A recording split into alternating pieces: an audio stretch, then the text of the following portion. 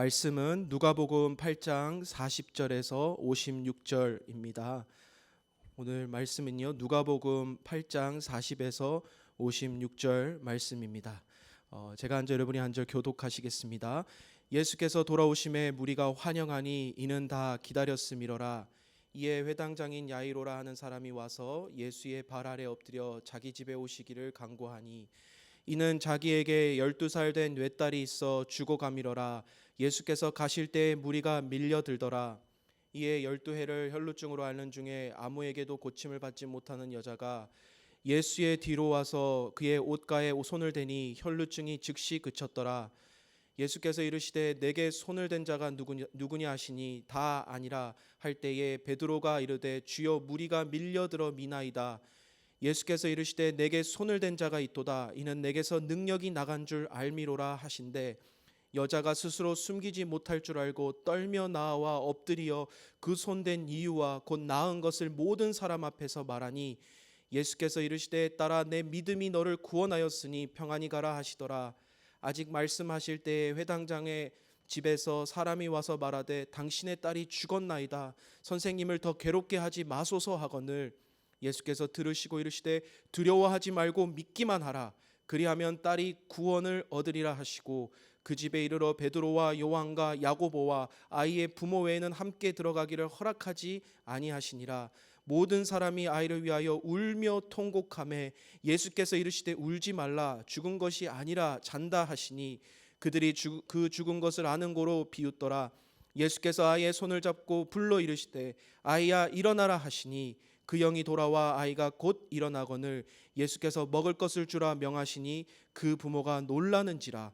예수께서 경고하사 이 일을 아무에게도 말하지 말라 하시니라. 아멘. 예수님께서 가시는 곳마다 참 많은 이적들을 행하였습니다. 그 이적들을 통하여서 예수님을 따랐던 사람들도 있고요, 예수님을 떠나라고 예수님을 따르지 않았던 사람들도 있음을 저희는 말씀을 통하여 알 수 있습니다. 오늘 우리의 신앙에 있어서도 믿음의 도전을 해야 할 때가 참 많습니다. 열심히 살아갔지만 나에게 원치 않았던 질병이나 또 신앙에 있어서의 믿음의 도전들을 직면할 때가 있습니다. 그런데 그 신앙의 믿음의 도전들 앞에서 예수님께서 정말 주고 싶어 하시는 것은 그 도전을 통하여 우리가 넘어지는 것이 아니라 그것을 딛고 다시 한번 일어서며 다시 한번 그 믿음의 도전들을 통하여 우리에게 기적을 보여주시고 싶어 하시는 하나님의 마음이 있다라는 것을 여러분 믿으시기를 간절히 바랍니다. 오늘 말씀에서도 핵심적으로 얘기하는 것은 바로 두려워하지 말고 믿기만 하라. 그리하면 딸이 구원을 얻으리라, 이 말씀입니다. 믿음은 기적을 경험할 수 있는 유일한 통로인 것입니다. 따라서 오늘 이 말씀을 통하여서 그 믿음을 통한 기적을 경험하시는 여러분 되시기를 간절히 축복합니다. 여러분 오늘 본문을 보면요, 회당장 야이로가 등장합니다. 예수님 시대에는 예루살렘에 회당이 한 480개 정도가 있었다고 전해집니다. 예루살렘 외에도 유대인이 있는 곳이면 오늘 우리 미국 사회에 한인교회가 있는 것처럼 회당이 지어졌습니다. 이 회당은 이스라엘 사람들에게 그 당시에 성전을 대신할 만큼 굉장히 중요한 곳입니다. 기도처라고 알려져 있는데요, 이 회당의 장은 당시 정치와 사회가 하나가 되어 있던 종교와 그 사회가 정치와 종교가 하나가 된 사회에서는 지역의 원로들 중에서 가장 모범이 되는 사람을 행정관으로 뽑았다고 알려져 있습니다. 이 회당의 최고 책임자는 한마디로 신앙에 있어서 또 존경받는 위치, 또 많은 지도자들 가운데 그런 인기가 있고 존경받는 사람이었다라는 것을 알 수 있습니다. 좋은 신앙인이었으면서 좋은 리더였던 이 야이로에게 오늘 본문은 그에게 여러 가지 믿음의 도전이 직면되었다는 것을 보여주고 있습니다. 여러분 41절에서 42절을 보면요, 회당장 야이로는 자신의 12살 된 외동딸이 죽어가고 있다라고 설명하고 있습니다. 많은 사람들에게 존경을 받고 신앙인으로 잘 살아왔기에 회당장까지 된 이 야이로는 그의 인생에서 가장 큰 어려움에 직면하게 되었다라는 것입니다. 여러분 회당장으로서 존경받는 그에게 이 죽어가는 외동딸이 얼마나 많은 의사들에게 많은 의술과 의학으로 치료를 해 보았겠습니까? 그런데 많은 사람들이 고쳐보았지만 안 됐다라는 거죠. 그 결과는 딸이 죽게 되었다라는 것. 오늘날로 말하면 중환자실이나 응급실에 누워있는 상황에서 오늘 내일 언제 죽을지도 모르는 그런 상황이 되었다라고 말하고 있습니다. 여러분, 이게 좋은 신앙인으로서 삶을 살다가 닥쳐진 이 고난은 얼마나 큰 아픔이고 상처였겠습니까? 다 건드려도 되는데 내 가족만큼은 지켜주셔야 하는 거 아닌가? 다 건드려도 되지만 내 소중한 외동딸만큼은 잘 되는 것을 내가 보고 내가 먼저 눈을 감아야 되는 거 아닌가? 이것이 야이로의 생각 아니었겠어요? 그런 41절에 보면 그런 그는 많은 사람들 사이를 뚫고 나가 어떻게 합니까? 예수님 발 앞에 엎드립니다. 당시 예수님의 시대에는 유대인들과 예수님 사이가 서로 좋지가 않았습니다. 왜냐하면 유대인들, 특히 바리새인과 서기관들, 율법관들이라고 말하는 종교사회 지도자들은 이 신흥 예수님이라는 정말 인기 있었던 당시에 이 사람이 자신들의 기득권을 위협하는 그런 사람이라고 생각하며 예수님을 견제하고 따라다니며 괴롭히며 꼬투리를 잡았던 그 모습들을 보게 됩니다. 당시의 상황을 알고 있었던 이 회당장 야이로는 무릎 꿇는 것이 얼마나 힘들었겠습니까? 더군다나 많은 사람들과 무리들 사이에서 있었던 예수님께, 그리고 많은 종교 지도자들이 견제하고 그에게 꼬투리 하나를 잡기를 지켜보고 있는 그 상황 속에서 회당장 야이로에게는 무릎 꿇는 것이 쉽지 않았을 겁니다. 하지만 그런데 야이로는 죽음을 앞둔 딸아이를 살리고자 그는 수많은 수군거림과 사람들의 눈총 앞에서도 그의 체면과 명예와 남들이 어떻게 생각할까를 따지지 않고 그는 예수님 앞에 무릎을 꿇었다는 것이죠.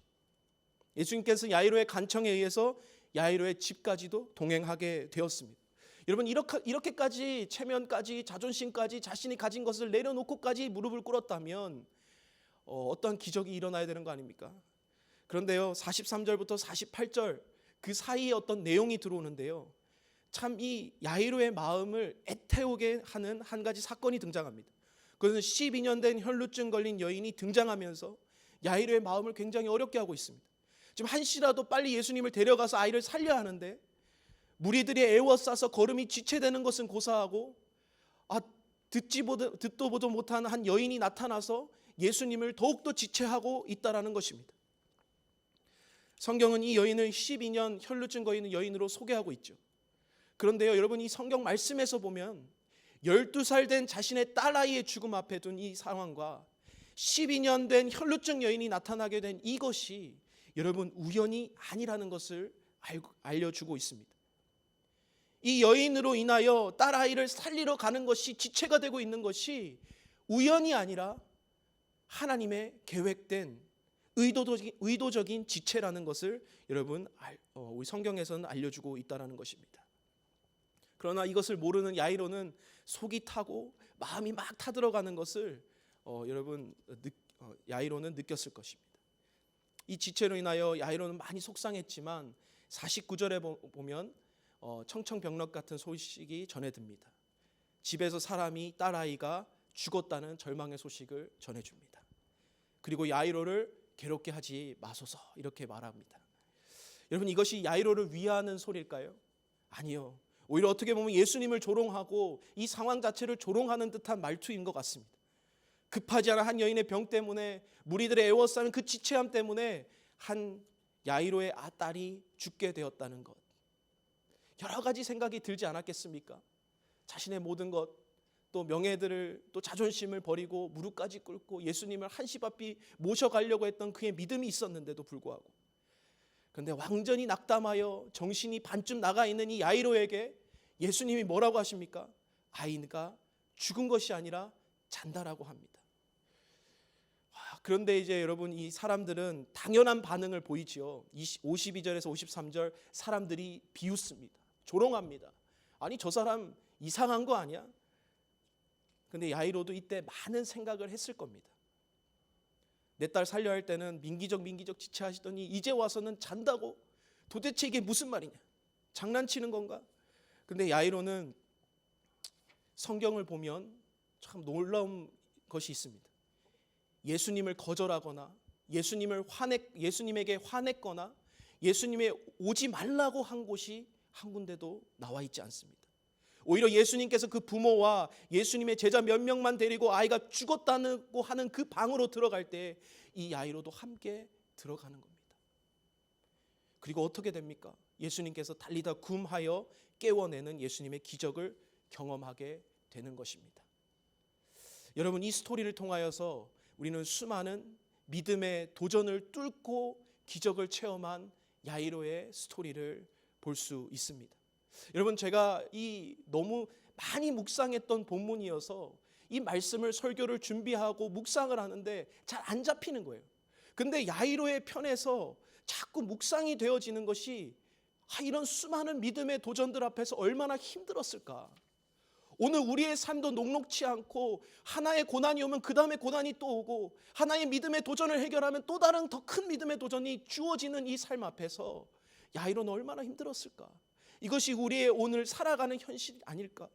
좋은 신앙인으로 평신도에 존경받는 지도자로 서 있는 이 야이로에게 외동딸에 죽게 되었다는 그 병은 청천벽력과 같은 소식 아닙니까? 그런데 예수님을 살려달라고 모든 사람 앞에 체면을 부리고 자존심까지 버렸는데도 지체되는 일이 일어났고요. 한 여인이 중간에 등장하면서 딸아이가 죽게 되었습니다. 절망까지 내딛는 상황까지 보게 됩니다. 그 여인은 낫게 되었는데 자신의 딸은 죽게 되었고 사람들은 조롱하고 비웃는 모습을 보게 되는 것이죠. 이 상황에서 아버지라면 어땠을까요? 예수님의 멱살을 잡고 당신이 내 딸을 살려내야지, 이렇게까지 화를 내야 되는 거 아닙니까? 여러분, 이러한 상황의 야이로는 수많은 믿음의 도전들 속에 예수님과 함께 딸아이 옆으로 끝까지 나아갔던 그의 모습, 그 예수님을 향하여 성경에 정확하게 적히진 않았지만 그 예수님을 향한 끝까지 인내하는 믿음이 이 야이로에게 있었다는 것이고, 그 믿음이 이 아이를 일으키는 기적을 경험하게 되었다는 것입니다. 오늘 이 말씀을 통하여서 하나님께서 보여주시는 것은요, 야이로와 같은 오늘도 수많은 믿음의 도전들이 저희에게 있지만 그 예수님을 향한 그 믿음의 도전들이 수만큼 있지만 행동하는 용기를 가지라는 것이 오늘 이 말씀의 핵심입니다. 꿈을 꿀고 그 꿈을 향해 나아갈 수 있는 용기, 또 현실을 직시하고 또 수많은 도전 앞에서 그것을 직면할 수 있는 그 용기, 내가 배우고 성장하고 또 상처를 무릅쓸 수 있는 그 용기, 그리고 이 모든 것을 행동할 수 있는 그 용기가 오늘 저와 여러분의 이 시대를 살아갈 때 필요한 용기라는 것입니다. 야이로 앞에서 혈루증 여인을 낫게 하는 그 여인의 행동을 한번 보십시오. 율법에 의하면 부정한 여인이 중간에 갑자기 등장합니다.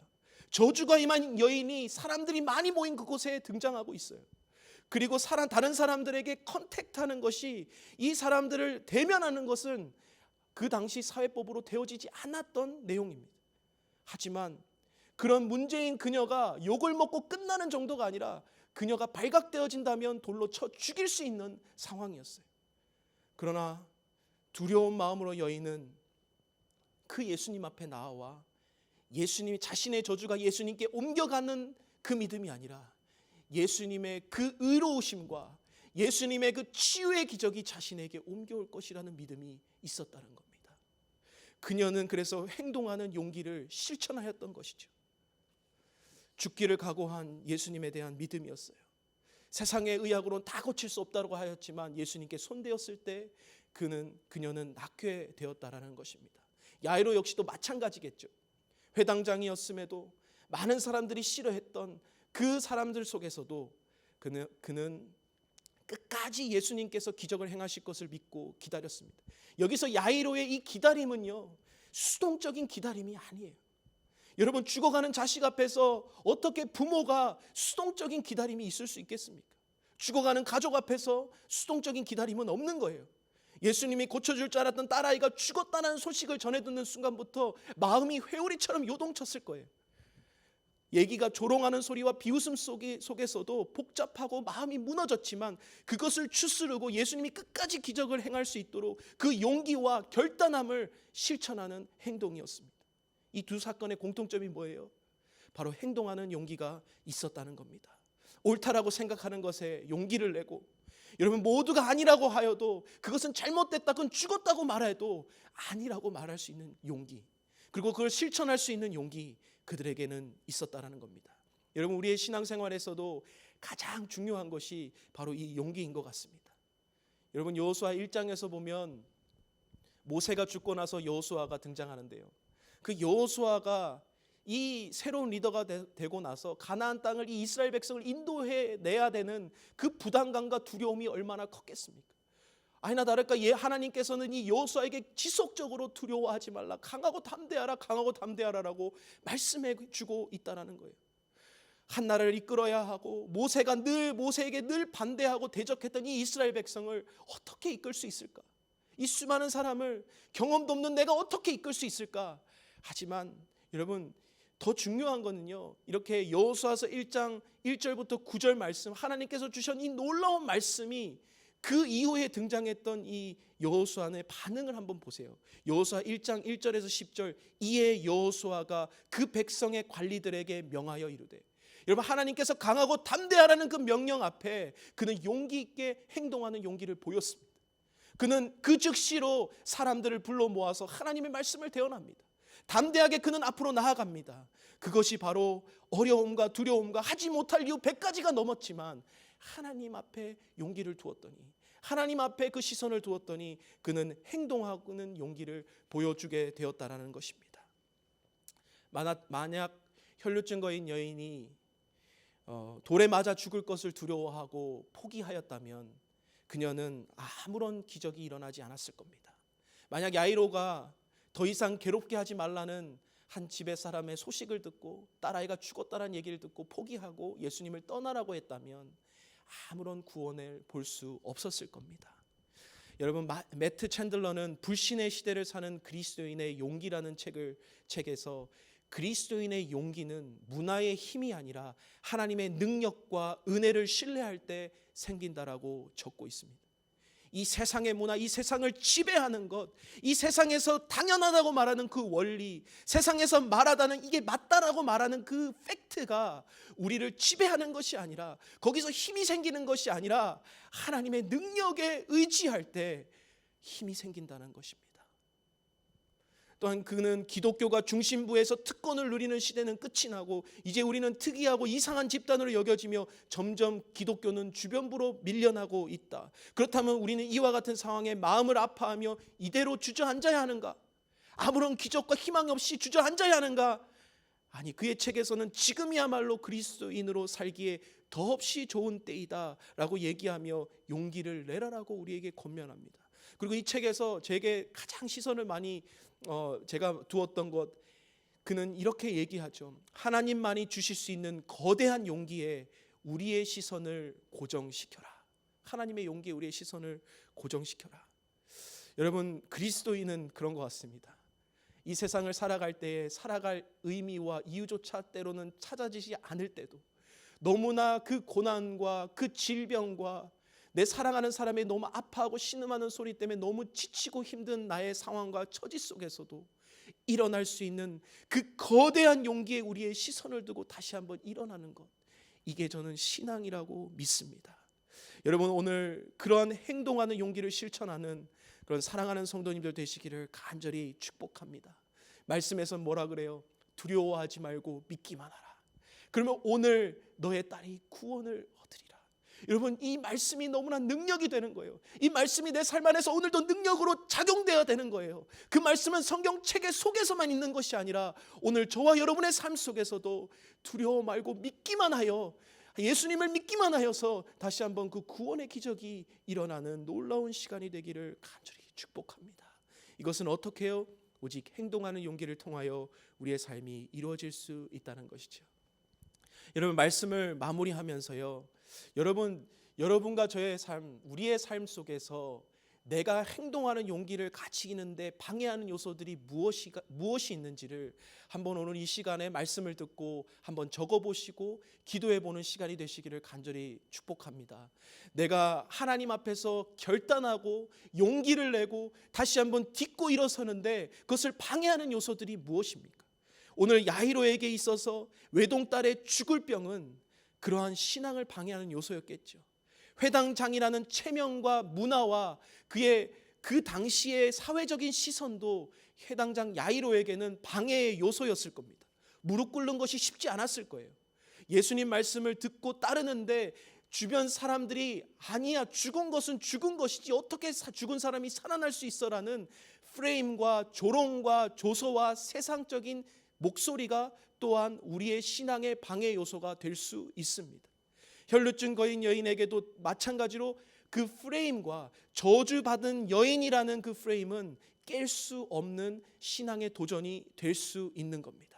여러분, 오늘 저와 여러분의 삶 속에서 살아가는데, 믿음의 도전을 하는데, 오늘 내가 일어설 수 있는 용기를 가지는데 방해되는 요소가 무엇인지 한번 조용히 적어보시고 묵상해 보시길 바랍니다.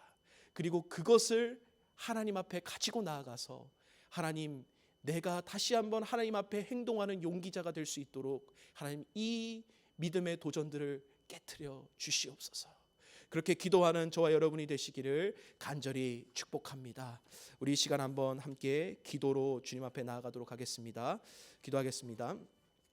기도 제목을 여러분 보시고, 첫 번째로 오늘 하루 나의 불신의 벽을 깨트리고 주님을 향한 행동하는 용기로 기적을 체험하며 기적을 경험하며 하나님을 기쁘시게 하는 삶 살게 하여 주옵소서. 담임 목사님과 교회 리더십들이 예수님을 더욱 신뢰함으로 하나님의 기적을 경험하고 모든 예배와 사역 가운데 하나님을 기쁘시게 하는 교회 되게 하여 주옵소서. 유익상 문희경 선교사님을 위해서 기도할 때, 스페인 세비야 신학교 사역할 때 스페인 교회 개척자들과 동역자의 연결고리가 역할을 잘 감당할 수 있도록 하여 주옵소서. 우리 이렇게 세 가지 기도 제목과 오늘 이 말씀을 듣고 여러분의 삶에 도전되고 결단하는 부분을 놓고 함께 합심하여 기도하도록 하겠습니다. 사랑과 은혜가 풍성하신 하나님, 참 감사합니다. 오늘도 우리